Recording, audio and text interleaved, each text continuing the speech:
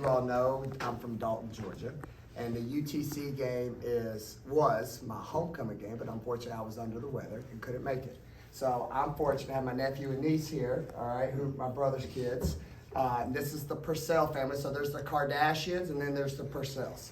Okay, so unfortunately, as you all know in basketball at times, it's hard to have Christmas. So this job makes you go other places. So our Christmas present for each other, they're my biggest fans. They watch everything on YouTube. Robbie, they follow you on Twitter. So they love you, buddy. So I said, come on, you can come up here. So then now they feel like they're the Kardashians and they're big time. So this is our family Christmas present, but most important, my Christmas present to them. Now, one thing y'all wanted to say real quick. What's the first thing we wanted to say? You let the dog. Yeah. You let the dog out. And then there was one more thing y'all wanted to say. 3, 2, 1. And you ate a dog. And you ate dog food. Okay, so that's it. That's the Christmas present. All right, so let's get to the good stuff. Hail State. That's right, Reagan. All right, yeah, all right. So, but seriously, again, you could see what a great game of joy. I want to give a big shout out to our fans. I know I've said a couple of times, hey, I need you there. I was in the locker room, and the coaches came to me right away and was like, we got a packed house tonight. And then my players like, like they saw the bowl filling up, and it had a spark about us that we were excited to get back out. I talked to him about making sure we bottled that energy that we had from that 2-game stretch before Christmas break, and I thought we opened that bottle back out and played with passion, but most importantly, played for each other. And then most importantly, again, I keep saying it, I got a special team. I mean, for Aaron Barnum to set a career high with 15 rebounds. D, all right, I love that kid, all right. Again, she was one of the top transfer portal kids in the country, and the sacrifices that she has made to be willing to come off the bench, but just handled it with class, and just watching her feel comfortable and coming out and have a triple-double speaks volumes to her character and who she is as a person. And then, like I've told y'all, I've got a special freshman class. In a time that you got a bunch of COVID kids who haven't graduated, it's not the same norm for these freshmen, but they've embraced their big sisters. They practice hard, and like I've told them, I said, y'all, we had a little thing at practice the other day. Y'all might think I'm weird, which I am, but we had a graduation party, Robbie, and we put them in the line. I told them, you know what? You're now sophomores. You're no longer freshmen. Because this is not a normal freshman group where like, I don't know if I can help my team, or I can't wait till next year. These kids can help us now. So I told them, you got to have a sophomore mindset, and I thought you saw that tonight. So thank you, everybody, from the bottom of my heart for an awesome game, and open for questions. So with Robbie in the front here.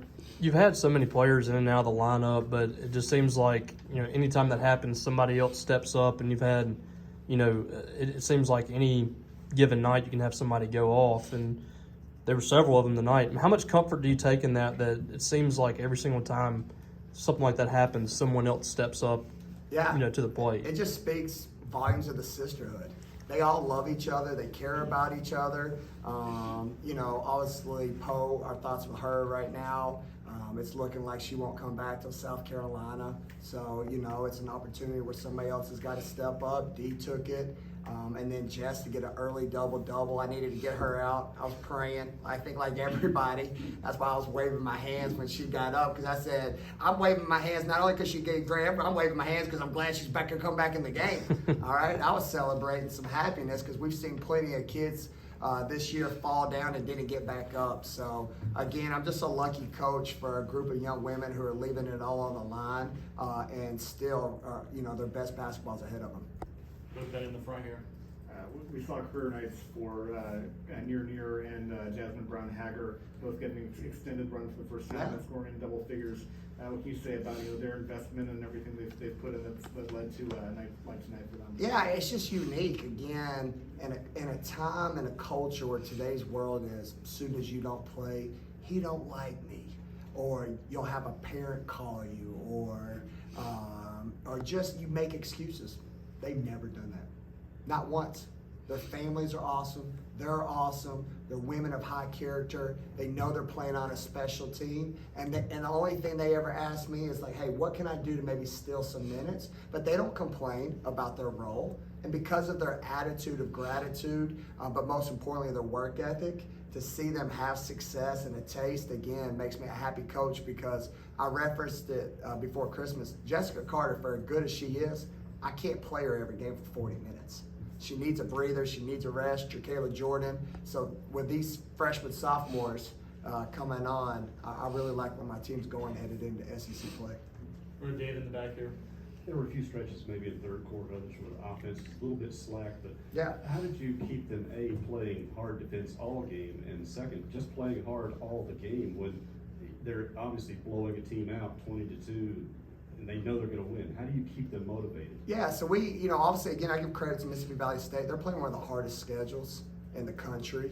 Me and the coach talked about it before the game. I have a lot of respect for her because, again, their goal is to now take all this tough competition, and when they get in conference, oh, baby, here they're coming. But then we looked at, they played several top 25 teams. I think they started off at Utah. They played at South Carolina, Texas A&M, and Ole Miss. So LSU too, yeah. So, all right, those are the top teams. Yeah, 6 SEC teams. So we said, okay, how many points were allowed in each one of those games? And I said, because we need to find out where we stand. So if Texas A&M gave up this much, I think South Carolina held them to 19, which is unbelievable. But then the rest of them were holding them to 50, and our girls were like, Coach, we want 35. I said, okay.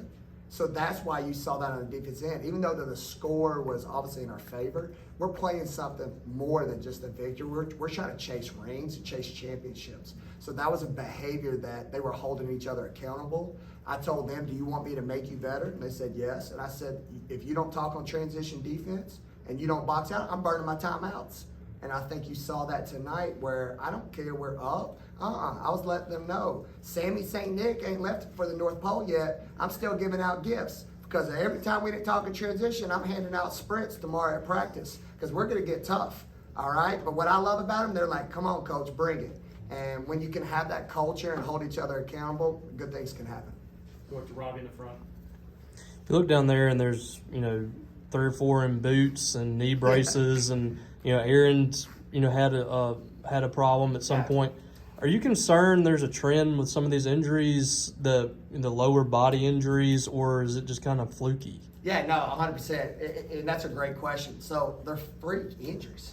And this is why I'm telling you the freak injuries. We do an unbelievable job with Catapult. It's a device. I think y'all can see on the back of their sports bras. They look like robots at times. Mm-hmm. Our strength coach holds me accountable so I don't overtrain. I don't do 2-a-days. Like right now we're on Christmas holidays, so we could do that. Robbie, I'm just telling you, it's been the most bizarre, random things like Goni. Just a weird injury that occurred, but she was in shape.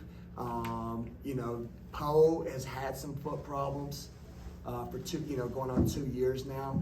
So hers we're seeing. We've managed her minutes. And then Romani tears an ACL taking a charge.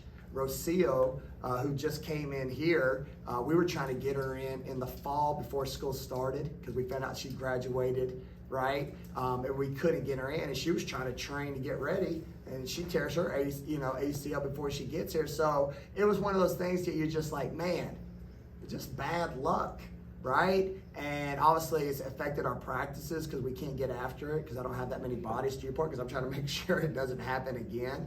But again, a testimony and credit to my young women just to continue to fight and just find a way despite the numbers that fall down. And again, that's why I was so excited to see Jessica Carter get up.